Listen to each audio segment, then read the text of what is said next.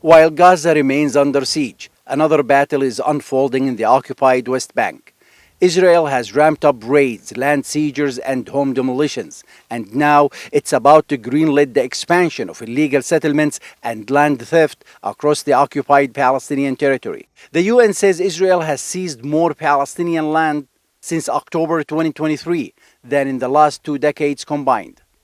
The reality of what the Israeli side is doing today in E1 area has a set of strategic objectives.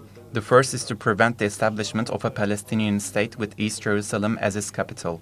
The second is to divide the northern West Bank from the southern one. This falls within the framework of Israel's 2050 plan to establish a series of roads. These roads separate the Palestinian side from the Israeli side. If the illegal settlements expansion plan goes ahead, E1 will split the occupied West Bank into two. Palestinians moving between northern cities like Ramallah and southern areas like Bethlehem or Hebron would then depend on Israeli-controlled roads.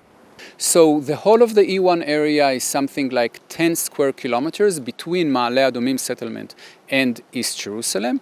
Currently, Israel is advancing two plans for 3,400 units as a beginning. It's quite a lot already, but it will not end with that.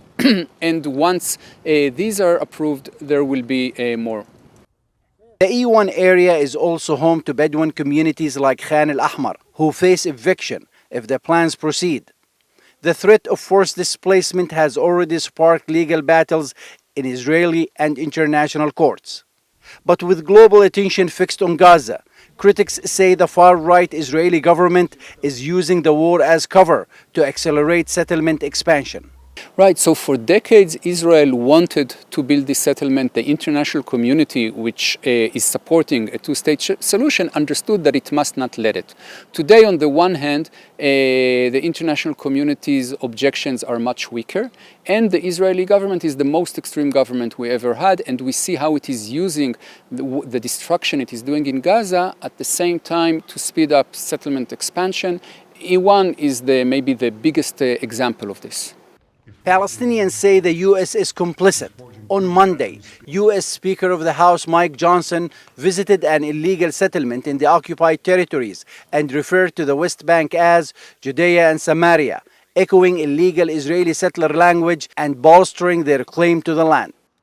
Israeli officials insist E1 is key for Ma'ale Adumim's security. But for Palestinians, it's part of a broader effort to crush their dream of a future capital in East Jerusalem. The decision of the Israeli government, when announced, will outlive this right-wing coalition. And given the lack of international outrage, it will be left up to Palestinians across the occupied West Bank to defend their land. Mohammad Al-Kassim, TRT World, occupied East Jerusalem.